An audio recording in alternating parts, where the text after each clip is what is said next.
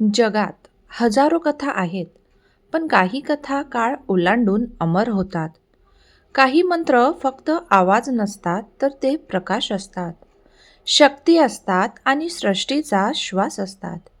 भाग 2. गायत्री मंत्राची कथा इथेच संपत नाही.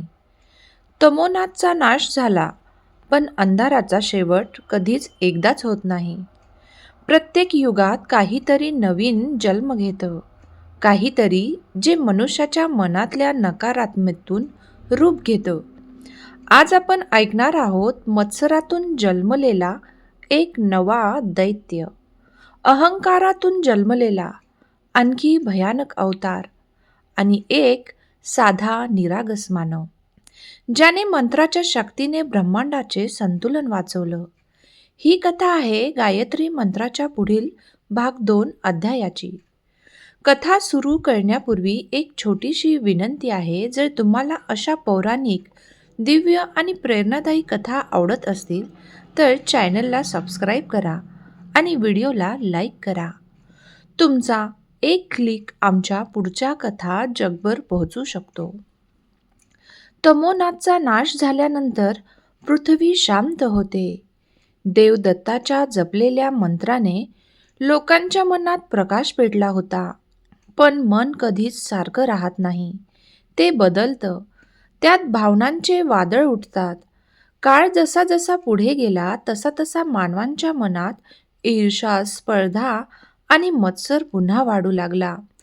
या छोट्या भावनांनी पृथ्वीच्या गर्भात दडलेल्या तमोनाथच्या काळ्या अवशेषाला पुन्हा ऊर्जा द्यायला सुरुवात केली. हळूहळू त्या अवशेषातून एक नवीन दैत्य आकार घेत होता. एके रात्री पृथ्वी हलली, पर्वतातून धूर निघाला आणि लाल ज्वालांतून जन्म झाला मत्स्यसुराचा. तो तमोनाथपेक्षा अधिक भयानक होता. त्याच्या डोळ्यात रागाचा लाल धूर, छातीवर ज्वाळांसारखी शिरा, आवाजात ईर्षेची करपट ताकद. तो गर्जला की मी मत्सरातून जन्मलो आहे. जिथे मनुष्य दुसऱ्यांचे सुख पाहून जळतो, तिथे मी अमर आहे. त्याच्या उदयानं पृथ्वीवर मत्सराचं जाळ पसरलं. गावगावात भांडणं, राज्यांमध्ये युद्ध, भावांमध्ये मतभेद. देवतांनी त्याला थांबवायचा प्रयत्न केला, पण निष्फळ. विष्णूंचं चक्र वितळलं. महादेवाचा त्रिशूळ धुळीत पडला. ब्रह्मदेवाचे नाद त्याच्यावर आदळून परत निघून गेले. तेव्हाच आकाशात सोनेरी प्रकाश फुलला. गायत्री माता प्रकट झाल्या. त्यांनी शांत आवाजात सांगितलं की मत्सराचा नाश मंत्रानेच होईल. पण मंत्र तेव्हा कार्य करेल जेव्हा जपणाऱ्याच्या मनात कणभरही ईर्ष्या नसेल. देवतांनी पृथ्वीभर शोध सुरू केला. त्यांना ऋषी मिळाले, तपस्वी मिळाले, विद्वान मिळाले, पण प्रत्येकाच्या मनात थोडासा तरी मत्सरच सापडला. आणि मग हिमालयाच्या छोट्या दरीत त्यांना एक मुलगा दिसला, नकुल. तो गरीब होता, पण मनाने विशाल होता. इतरांचं सुख पाहून त्याला आनंद मिळायचा. तो स्वतःपेक्षा इतरांचा विचार करणारा होता. देवतांनी त्याला विचारलं, नकुल, तू इतरांवर ईर्ष्या का करत नाहीस? नकुल साधेपणाने म्हणाला की दुसऱ्यांचं सुख म्हणजे देवांचा आशीर्वाद. त्यावर मत्सर का करावा? गायत्री माता त्याच्या मागून प्रकट झाल्या. तूच मंत्राची शक्ती धारण करशील. मत्सरातून पर्वत फोडून पुढे येत होता. आकाश काळं, पृथ्वी कंप पावत होती.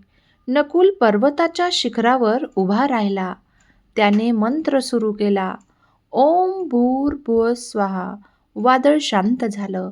तत्सवितुर्वरेण्यं. सूर्यकिरण उतरत गेले. भर्गो देवस्य धीमहि. मत्सरासूर मागे ढकलला गेला. शेवटी नकुलने हृदय भरून मंत्र उच्चारला, धियो यो न प्रचोदयात. त्या क्षणी नकुलच्या हृदयातून निळसर स्वच्छ प्रकाश बाहेर पडला. तो प्रकाश मंत्रांशी मिसळून मत्सराकडे धावून गेला. दैत्य किंचाळला, हे मला जाळत नाही, हे माझ्यात दया आणत आहे. मी बदलतो आहे, मी शांत होतो आहे. आणि काही क्षणातच मत्सरासूर प्रकाशकणात रूपांतरित झाला. गायत्री माता नकुलला म्हणाल्या, की आज तू सिद्ध केलंस. मत्सराचा नाश प्रेमानेच होतो. मत्सुराचा नाश झाल्यानंतर पृथ्वी पुन्हा शांत झाली. पण सृष्टीचं संतुलन कधीच कायम नसतं. लाटेसारखं ते येत जात राहतं. काही वर्षांनी पृथ्वीवर एक नवीन बदल दिसू लागला. लोक ज्ञानाने अधिक तेजस्वी झाले, पण त्याच ज्ञानाने मनात एक नवीन विष वाढू लागलं. ते म्हणजे अहंकार. लोक म्हणू लागले की मी श्रेष्ठ, मी मोठा, मी इतरांपेक्षा वरचा. या भावनेचा काळोख पृथ्वीच्या गाभ्यात ऊर्जा बनून गोळा होऊ लागला आणि त्या ऊर्जेतून जन्म झाला अहंकारसुराचा. त्याचं शरीर काचेप्रमाणे काळं चमकदार, डोळ्यात स्वतःचा प्रतिबिंब, आवाज शांत पण विषारी. तो म्हणाला की मी अंधार नाही, मी प्रकाशाची सावली आहे. जिथे मनुष्य स्वतःला सर्वांपेक्षा मोठं समजतो, तिथे मीही जन्मतो. देवतांनी त्याच्यावर हल्ला केला, पण यावेळी मंत्रही निष्फळ झाला. गायत्री माता स्वतः प्रकट झाल्या. त्या म्हणाल्या, अहंकाराचा नाश प्रेमाने होत नाही. अहंकाराचा नाश नम्रतेने होतो. तेव्हा एक शांत आवाज ऐकू आला, कदाचित माझी परीक्षा अजून पूर्ण नाही. तो देवदत्त होता, पहिला ऋषी ज्याने गायत्री मंत्राचा पहिला पृथ्वीवरील जप केला. देवदत्त पर्वतावर बसला. त्याने डोळे मिटले आणि स्वतःचा विचार विसरलाच. तो कोण आहे, त्याने काय केलं, सगळं विसरलं. अहंकार सूर समोर येऊन गरजला, की तू कोण आहेस, बोल. देवदत्त हसला, मी काहीही नाही, मी फक्त गायत्रीचा प्रकाश आहे. हा एकच वाक्य अहंकार सुराला भेदून गेले. त्याचा गर्व तुटून लागला. देवदत्त मंत्र जपू लागले. प्रत्येक शब्द अहंकार सुराचा अहंकार वितळतच गेला. ओम भूर्भुवस्वाहा. दैत्य मागे हटला. तत्सवितुर्वरेण्यम.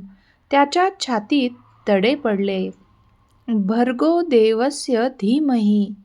त्याचा गर्व तुटून पडला. धियो यो न प्रचोदयात. अहंकारसूर हवेत विरून गेला, पूर्णपणे नम्र प्रकाशात बदलून. गायत्री माता म्हणाल्या की देवदत्ता, आज तू सिद्ध केलंस की अहंकाराचा नाश हा विनम्रतेनेच होतो. ही कथा तुमच्या मनाला स्पर्शली असेल तर व्हिडिओला लाईक करा, कमेंट करा आणि चॅनलला म्हणजे YouThink24ला नक्कीच सबस्क्राईब करा. अशाच दिव्य प्रेरणादायी कथा पुढे आणत राहणारच आहोत. जय गायत्री माता. मित्रांनो, आपली काळजी घ्या, सतर्क राहा. धन्यवाद.